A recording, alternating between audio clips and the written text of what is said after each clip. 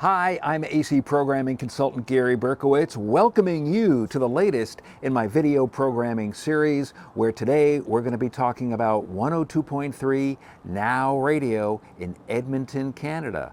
That's right, up in Canada. Now, if you're keeping up with the trades here in the States, you've been reading about this radio station. You've seen some webinars maybe about it, but this station is putting incredible numbers on the table.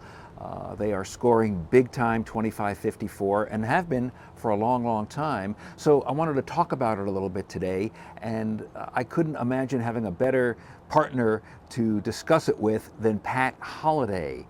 Many of you know Pat.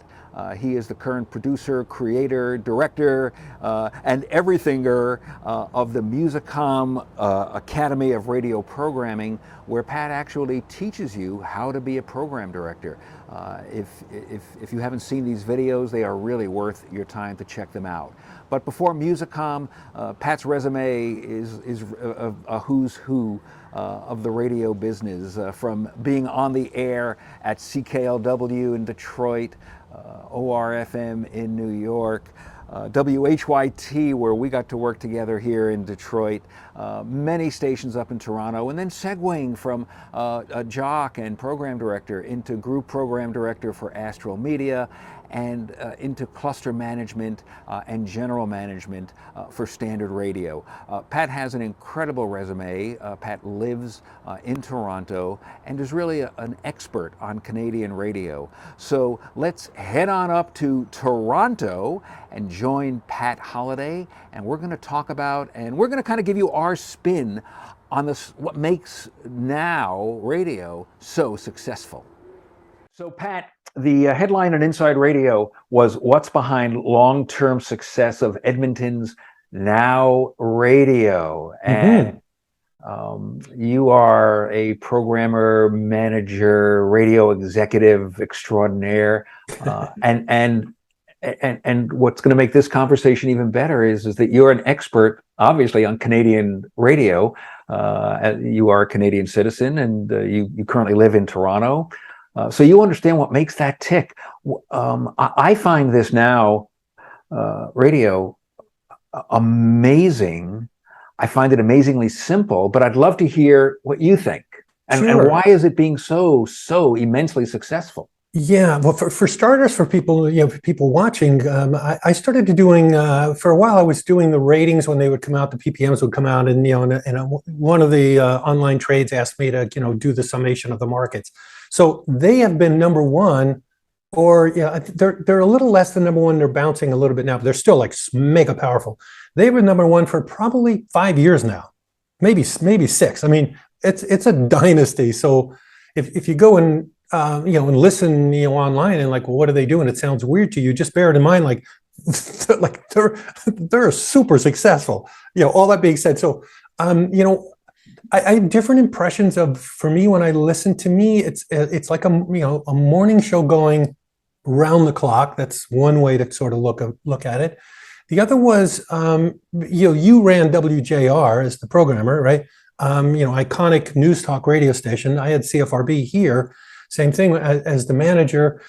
And to me, it's almost like a news talk radio station in reverse. I mean, again, there's a million different ways of looking at this. One way, I'm looking at it from the nuts and bolts. How would you pull this off? So instead of having like 6 minutes of talk and then do 3 minutes of commercials on a news talk station, they do 6 minutes of music and 3 minutes of talk. It's kind of the obvious, for a ton of the hours, where the spots would be, they're doing talking. And where the talking would be, they're doing music. So that's sort of one thing. And the other is that, they really use the audience a lot to do the show. And I happen to have a call yesterday with someone who knows that station on the inside pretty well, and they're trying to copy that radio station here in Canada. Their thought of what it is their entire tact is to make the audience the star, not the person on the air and not the radio station. It's the audience is being highlighted as the star.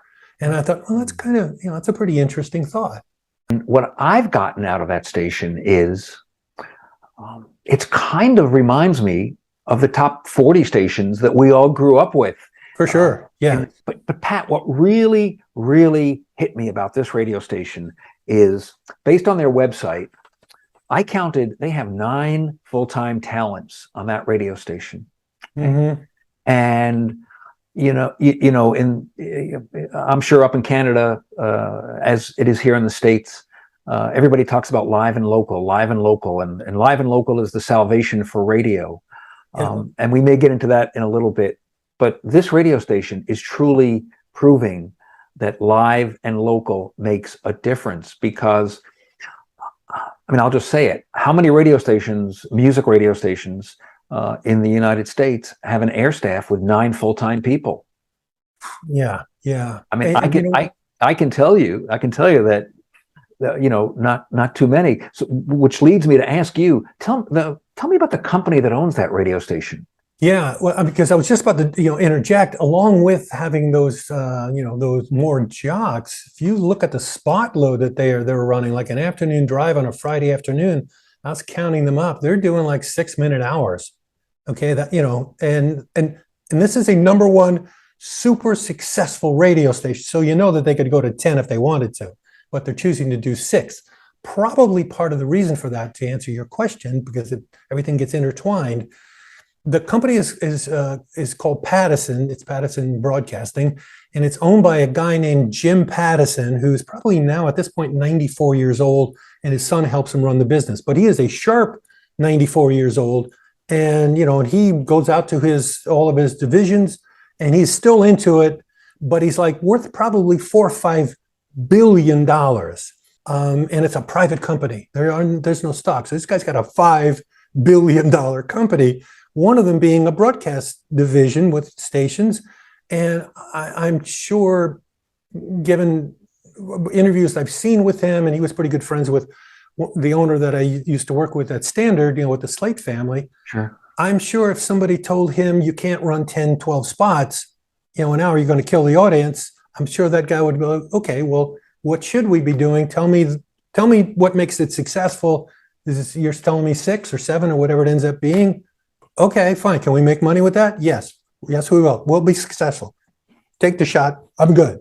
I'm sure. It's 100% of a guess, but from everything I know, I think it would probably run that way because the guy is just a super successful guy who looks for long term, not short term, and it's his own company. That's the other one. So basically, what we have here is we have a radio station that is live, virtually 24/7. Local as all, because everything they're talking about is about Edmonton. Yeah. They're 6 spots an hour to me. I remember when I became PD at Pro FM in Providence, we had 8 two 4-minute clusters, and I that was heaven to me. So he's running 6. It sounds to me like this guy is giving the listenership exactly what they want. They're basically turning over the radio station to the listenership. As a matter of fact, just before we began taping this interview, I had them on, and they were running The Takeover, which was a full hour of all request music, only the songs you want to hear.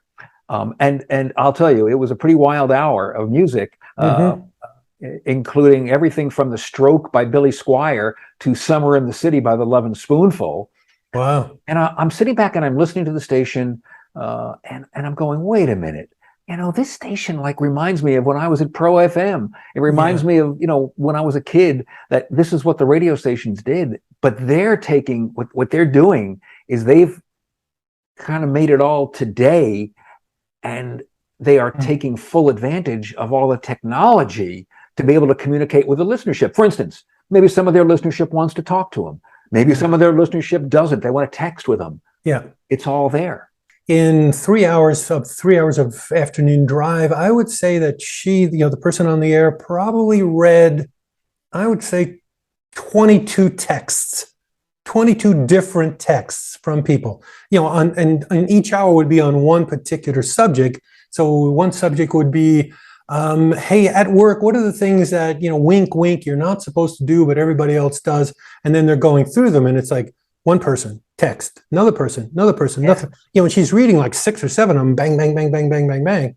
And, and it's interesting. Some of them are funny. Some of them are like, oh, that's a good idea. I never thought Yeah, about that. I heard a similar a string last week. They were talking about crazy things that happen at weddings, and they were talking about just crazy things that go on at Yeah. weddings. And I found as I had them on, and I keep them on in the office, and but my big thing is companionship is more important than content. Yeah. And I found it a good companion to have them on in the background, and their content was also pretty Right. good. They got both. Yeah. They have both. Yeah. Which brings me back to what kept tweaking in my head, and I didn't think it would go there because we're listening to a music station. Is the news talk thing, because I'm sitting there going, it would be good. I mean, if I was building one of these right now, it'd be like I'd want probably two, probably no more than two dedicated producers like a talk station to come up with those subjects, because that's a lot of that's a lot on the jock to come up with what am I going to talk about every single hour all week long, week after week after week, you know what I mean? And if you really wanted to do it right, and maybe they have them, I don't know, they might have a couple producers there, or even one, just to come up with what's that hour going to be. Again, like a talk show, each hour is a separate subject, a talk subject. I think I might have mentioned earlier, it's interesting because most of the time things start here in the US and they get copied in other countries like Canada and over in England. But lately it seems to be in radio. And this is coming from somebody who, like you, Pat, we're radio lovers. Mm-hmm. It seems like a lot of the trends now are starting in London, or they're starting in Canada right now. But I'm not feeling, and I think I know why, I'm just not feeling the spread coming down here. I think it's economic. Yeah, that's exactly what I was going to say. I think that, well, I mean, okay, there's 9 people. So, how many groups are going to go there? And maybe they do have 1 or 2 producers. So now you're at 11 people. And then they're going to have to, certainly deal with, different type of technology of stuff. And the other things I found was this is a belief of mine. This has been a core belief. I don't know where I got it from, but it's for as long as I can remember of radio. Probably from trying things and going, oh my God, that worked. Scary. I believe that 2 things. I believe that you can tweak people's heads, an audience, and make them believe what you're telling them if you do it right and it's believable. That's number 1. And number 2, I believe that you can almost, on a radio station, get away with anything if you explain it to the people correctly so they understand what you're doing. So I think now, as I'm listening to now, I'm going, they're explaining that they want you to join the conversation, that because they beat that line over and over again. They're saying you're part of this conversation. Some of their interesting promos were like, we're lost without you. We need you. I mean, how many stations say that? And I can't remember, but you had said something a little bit earlier in this conversation, which was the request hour. Yeah. So if you're doing a request hour and you're saying you're in control, well, that means it's your radio station. You control it. You're a star. It only reinforces of who they are. You know what I mean? Which to me is a head game. Right. And I think I could be wrong about this. Maybe they fooled me. But, I know over the years at a lot of stations, it was like, well, yeah, it's all request, but, follow the log, and you could say, hey, it's like when somebody would call, they would ask for a song and you say, well, you know what? I don't know if I have that one, but how about this? Do you want to request this? Yeah, for sure. Yeah. I mean, when I heard everything from Billy Idol, Billy Squire, The Stroke, yeah. And then he came on and he was talking about how hot it is and blah, blah, blah, blah, blah. And I heard the opening intro of Summer in the City by the Lovin' Spoonful. Boom. Yeah. I was like, wow, Yeah. So yeah, it is amazing to me because I think radio was born to be live. For sure. Yeah. 100%. and I think that the reason maybe that we're not seeing this format, which I just think is amazing, spread down here, is the economic side of it. Yeah. Which got me to thinking the other night. My wife and I were driving back down from Lansing, which is about an hour outside of Detroit. And so I'm listening, it's at night, and I'm just listening to stations, all over the place between Lansing and Detroit. And one particular station in Detroit, I had them on, Heritage Station, been around for a million years, and they still get good ratings. The ratings are still pretty good, but it was all voice tracked. And I said, it's okay. Yeah. Could be so much better. Yeah. It's okay. And this is a station that used to have a full air staff 24/7, and each of the jocks were big stars. And if you know Detroit radio, you could probably maybe figure out which station it is. But it had big stars, and it had big profile of personalities. And where that led me was, there's probably a whole generation of listenership right now to the radio that have no clue how great Radio A used to be. And I'm not going down the road of, it was good in the good old days. Yeah. This generation doesn't realize how great radio was and how great it can be. And a station like Now is basically saying, hey, this is what radio should be, and look at the results they're getting.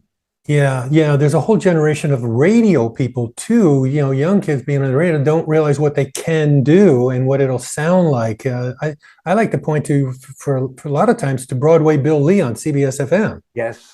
I mean, he just got inducted into the Radio Hall of Fame, and well deserved. But when I listen to Bill, to me, I hear, and I mean this in an excellent way, I really do. He's doing 1970s radio style, 70s, 80s, somewhere in there, adapted to today. Like he's doing stuff, and he's over the music, and people love him. So logically, you kind of like, well, if you're a different chain somewhere else, why don't you copy this guy? Take the shot, because what you're doing is kind of maybe boring. You could step up and do this, but if you're not in New York, you don't get to hear him, and so you have, if you're young, you have no other frame of reference of what you could do, that kind of stuff. Right. I mean, it reminds me of the story of my youngest kid, Corey Berkowitz, who has really mastered the way I sounded in 1975 on Pro FM. Right. I mean, he can do me better than I do me. And he had heard one air check, and he called me and he said, Dad, I got to tell you, I just listened to this Pro FM air check. That station was so good, and you were so good, and the reverb and the jingles, and it was so exciting to listen to. I said, wow, Corey, thank you. And he goes, hey, Dad, how come radio isn't like that today? Yeah. And how old is he? This is out of the, he was probably, when he said that to me, probably 30 years old. Super target. What a perfect target. Yeah. Yeah. So I've got to think, it reminds me of years and years ago, and I think this is maybe the answer to why we're not doing it down here. I worked for one of the early consolidators, and they had a pretty big footprint down here in the States. And one of the group guys had a line, and we'd be talking about, well, we want to get new jingles, and we want to do research, we want to do this, we want to do that. And he'd look at all the numbers, and he wouldn't say, no, we can't do that because it isn't in the budget. He would look at it and say, well, we have a math problem here. Let's take it line by line and see what we can do. It's just a math problem. Yeah. And, it's, again, this is clearly working in Canada. I think it would work huge down here in the States. Yeah, I thought that who's ever picking that music has got a really good ear on that radio station, because I'm going through, and most of those songs, because I'm not in it day to day, I was like, I don't know what this is. I like this. I don't know what this is. I like this. Oh no, that one. Don't know it. Don't know it. Don't. Love them all. And then I went and looked them up. Not to get into the weeds, and I'm looking them up and go, okay, these are Hot AC and CHR hits, and here's a bunch of alternative songs on here. Currents, it's like, man, they're playing alternative stuff in with Hot AC and CHR that other stations just don't do, because I'm trying to find them on other lists. Gone.